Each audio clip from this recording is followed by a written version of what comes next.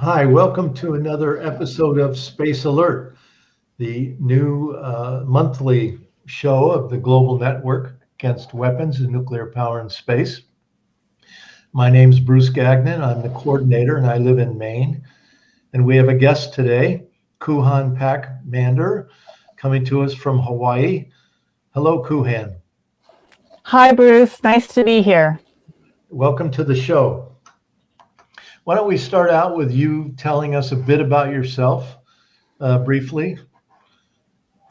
Well, I think I'm uniquely positioned because of my background and upbringing to confront the huge global problem of imminent war in space.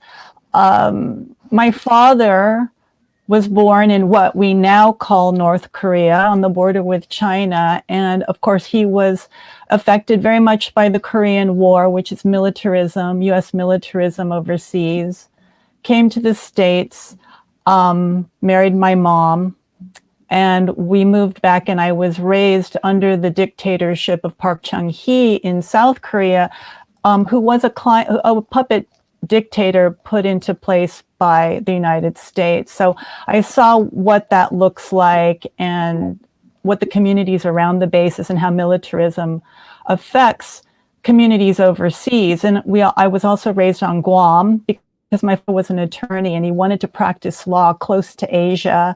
So we moved to Guam, which was American soil.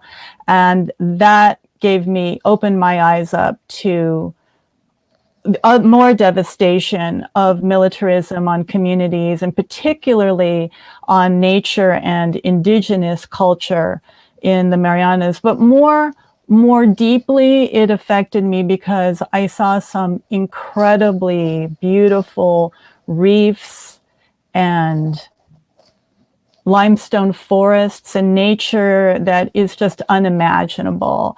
And that is what motivated me to do what I do today, and that's to protect these places from militarism.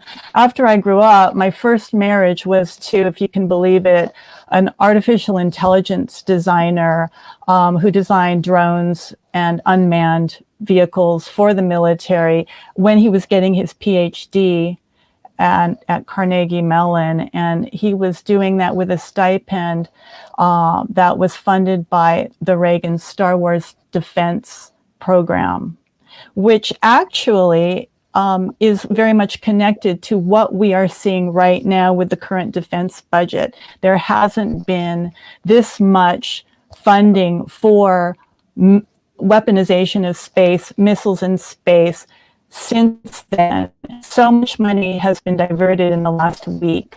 Announcements have been made diverting money from a lot of what they call legacy weapons, fighter jets, ships, the old school military way of fighting, to research and development to control all our weapons from satellite controls in space, thousands of satellites. So that's my background. My mom was half Jewish and half Quaker. So there's a lot of social justice into that background. Well, very good. You're quite a complex person, no doubt about it. Let's talk about the Indo-Pacific region. Lately, you've been really studying very deeply U.S. documents. Why don't you give us an overview on what's happening, where the U.S. is going in the Indo-Pacific, what the plan is, and we'll take it from there. Well, my interest in fighting war in space is rooted in seeing the destruction going on in the Mariana Islands.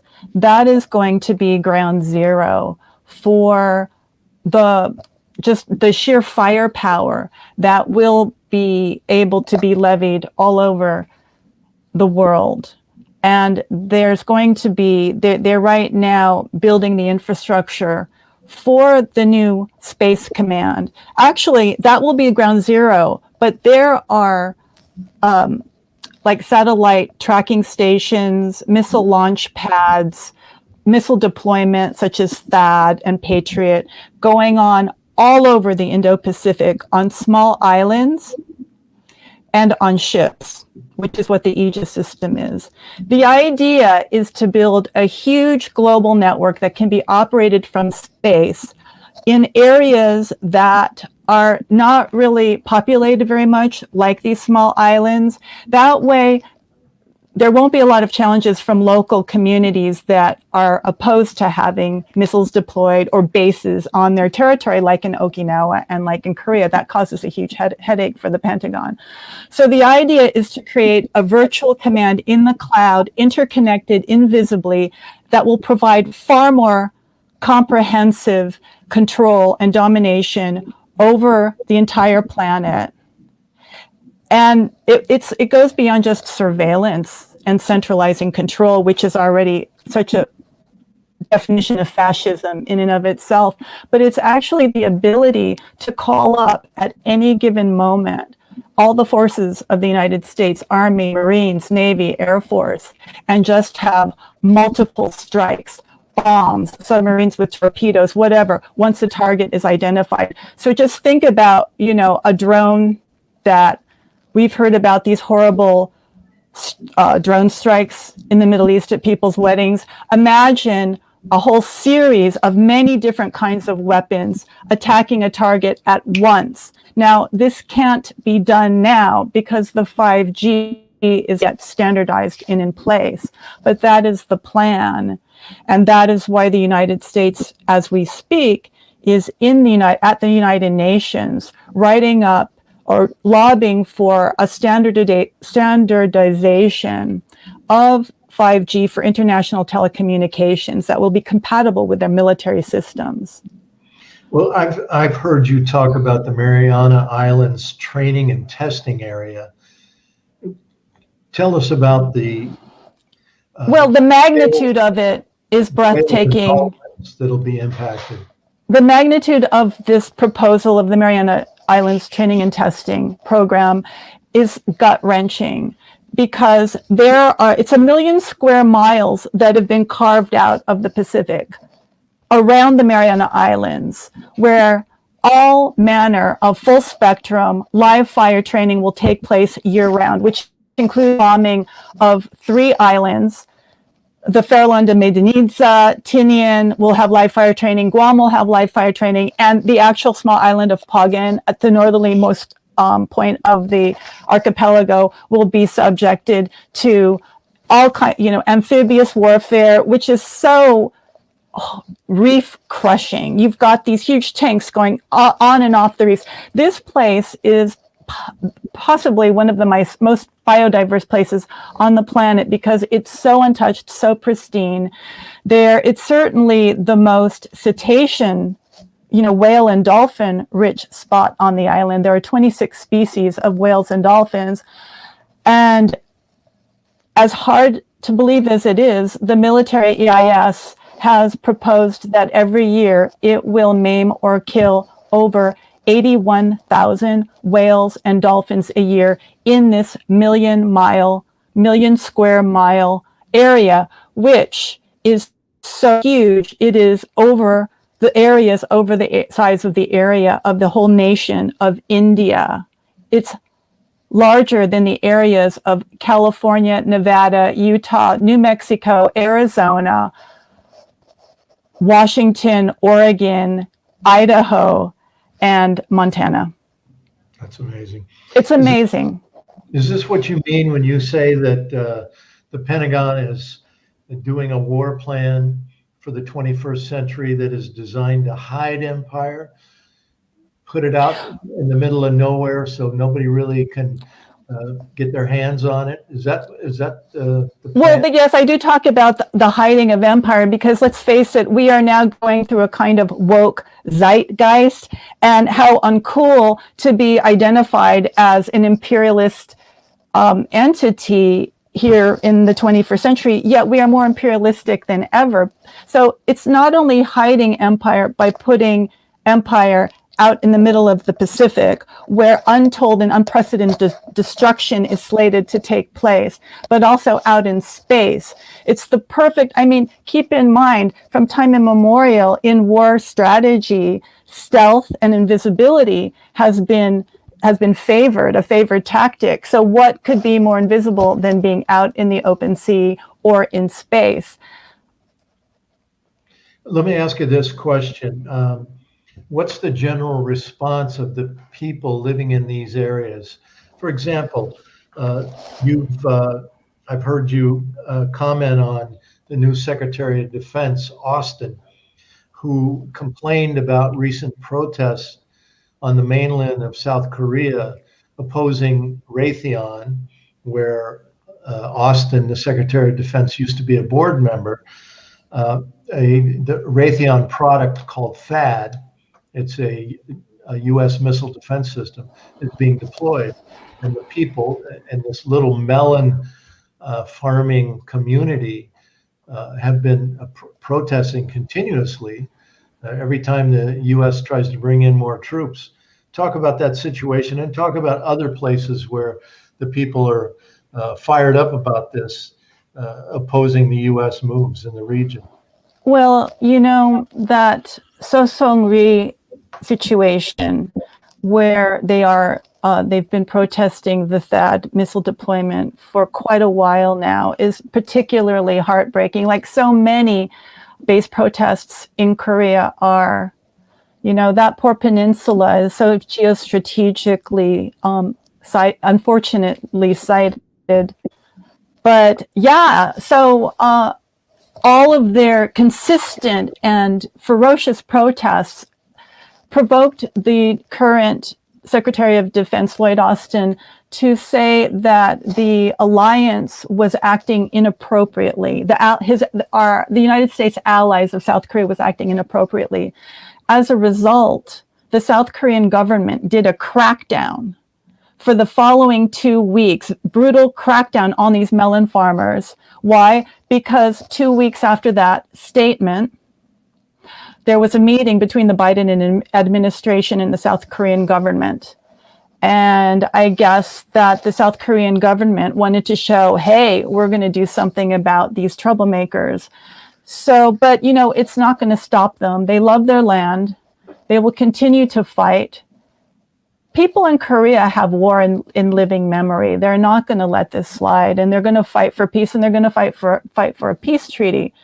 Other actions that I've seen take place, Julian Uggen from Guam, he's an attorney and a poet who just came out with a book called The Perpetual Properties of Light.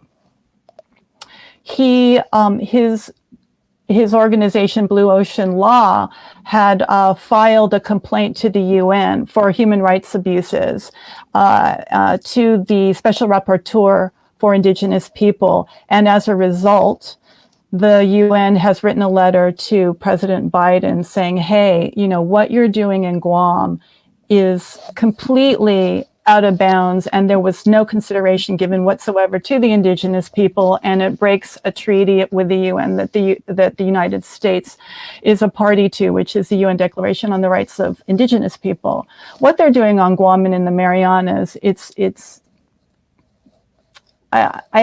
leaves me speechless. On Guam in particular is what was being addressed, because one of the in the UN complaint, because one of the live fire ranges is going to be over the island's main aquifer. What's particularly tragic, and probably something that the United States did not know, was that in ancient times, you know, we all know Micronesia is home to many seafaring navigators.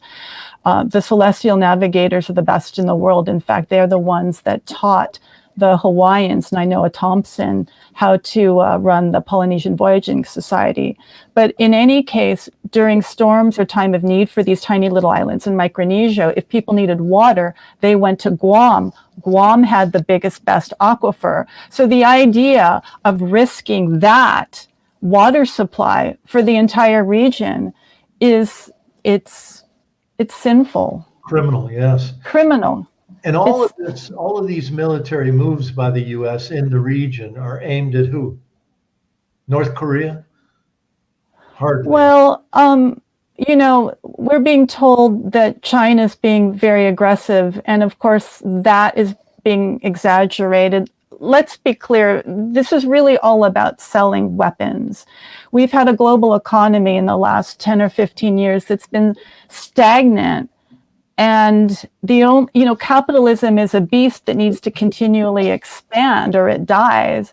And in order to do that, we've sort of run out of ways, and the best way for the already wealthy to continue to expand that wealth is to get into weapons manufacturing, because as long as you can create a need, which is this villain of whether it be Russia or China, you can continue to sell weapons. And this is why we have many weapons practicing, like this whole Mariana Islands training and testing range. That's only one range. We have a huge one up by Alaska, which is devastating also to ever more whales, dolphins, marine life. And we have one in Southern California. We have these terrible war exercises that take place in the Sea of Japan, around the Korean Peninsula, that are huge. And now we have some new ones coming up in north of Australia with Talisman Sabre. I mean, these are huge. These are like 20,000 troops, 200 aircraft apiece, and it will get bigger and more. Why? Because what's going on is these weapons are being manufactured every season in order to be sold, and then they've got to practice and get to know them, and then the next year there's an upgrade. So then more practice has to take place, more sales take place, and it's really like a revolving.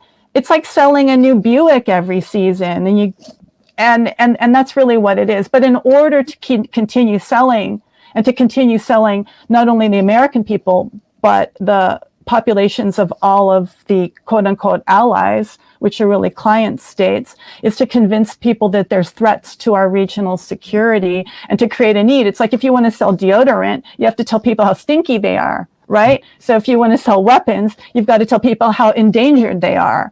And that's really what's going on. And what could be a bigger boon to profits than one of the most expensive endeavors you can think of, which is going into outer space and creating hypersonic AI unmanned drone weapons. It's going to the military of the future, and this is another way of hiding empires. If you're not enlisting as many troops as before, because that's the plan, is to use as few troops as possible. Just keep it the leanest, most hardest striking, most invisible force you can imagine. Then, yeah. In Biden's new proposal for the Pentagon in the coming year, they're talking about cutting troop levels in order to increase funding for the high-tech systems, largely space technology. This is what you have called the ultimate playground of doom, right? What do you mean by that? It just breaks my heart. It just breaks my heart.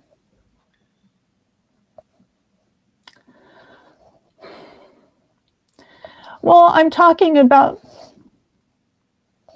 the waters, the ocean.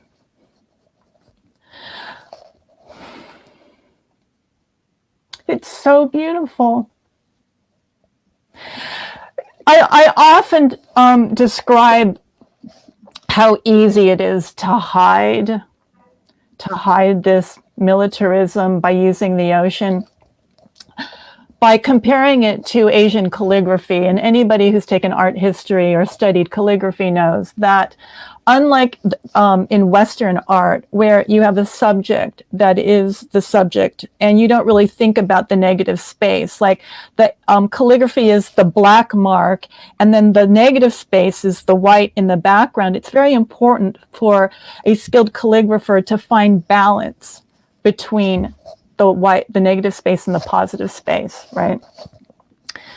So because the Westerners don't really look at it that way, they look at a map in the same way as they might look at calligraphy, where only the land matters. I live in Hawaii, so I often hear people that come from terrestrial habitations call Hawaii this little dot in this great big middle of nowhere. And it's not nowhere. The ocean is what gives us our oxygen. The ocean is what supports the planet. The ocean is teeming with millions and millions of amazing creatures that are microscopic all the way to the largest creatures in the world.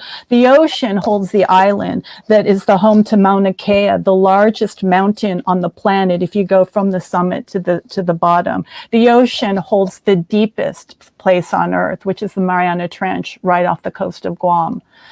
But the military knows the ocean isn't nothing.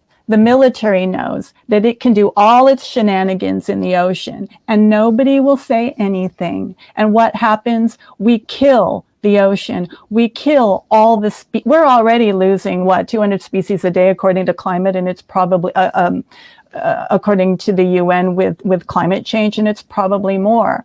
You know, you start going out there and shooting bombs and torpedoes and having, one weapon that they recently invented, I couldn't believe it.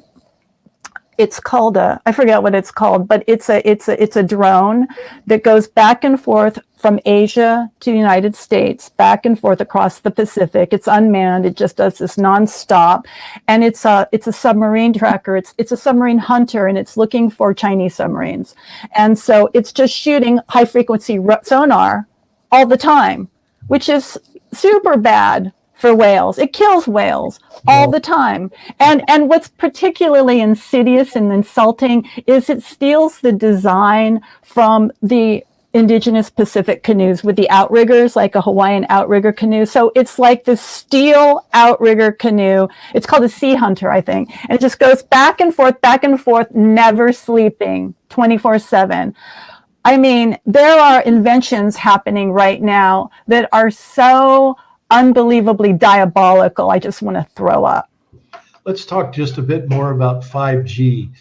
Elon Musk and other satellite entrepreneurs are going to launch tens of thousands of satellites into space for 5G, so that they say there will be a 5G satellite over everyone's head on the planet at every single moment.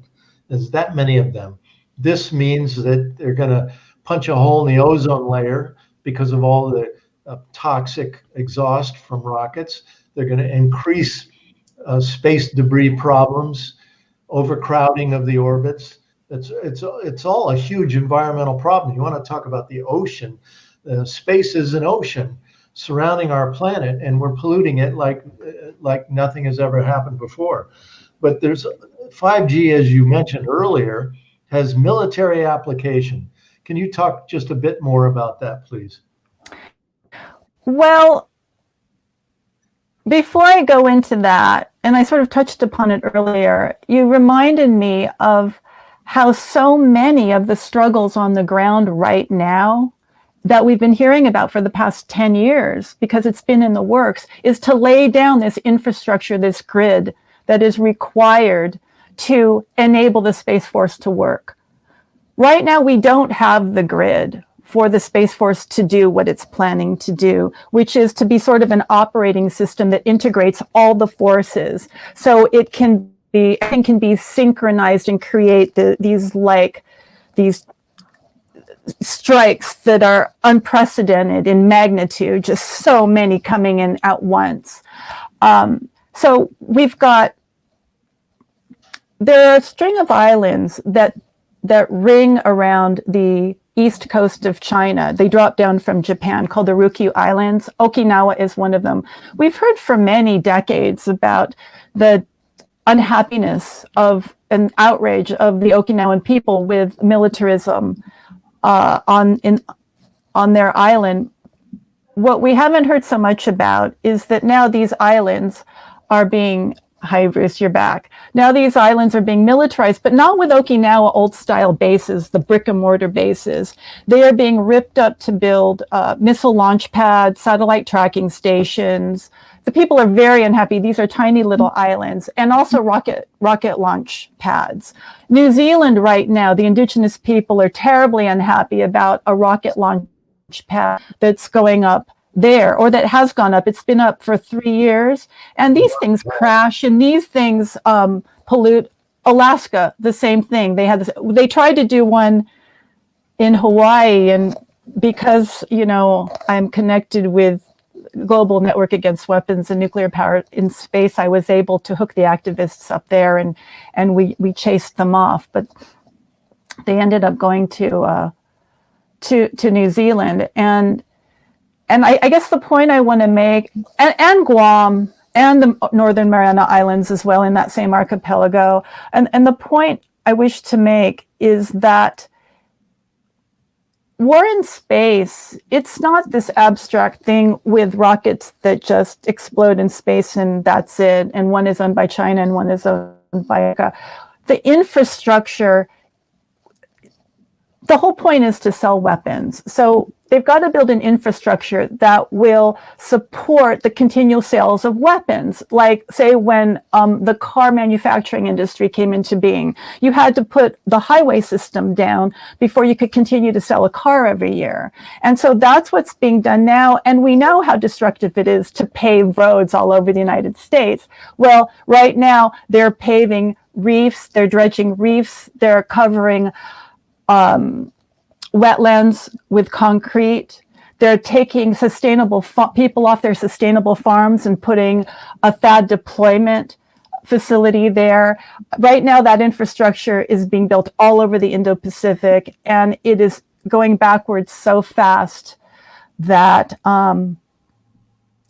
it's very tragic. So getting back to 5G, you're asking about 5G. Well, this is the road that staying with my analogy, the pavement that will facilitate the weapons, and 5G will be sort of like the traffic cop, the gasoline. I don't know. 5G is what coordinates it all from the satellites that are launched from these facilities. We're getting short on time, Koohan. Okay. Let me throw this question in because I think it's important. U.S. NATO on steroids, encroaching on Russia's border, violating promises never to do that, is now moving into the Pacific, signing up various Asian countries, Pacific countries, as partners for NATO. And it's pretty clear to me that the goal is to replace the United Nations. United Nations, which brings together all the countries of the world, is a problem for the United States because they don't control the Security Council. And so they want to essentially wipe out the UN and have NATO as an expanded international alliance that they then can use to justify and excuse all interventions. Can you comment on that briefly? We're down to about 2 minutes.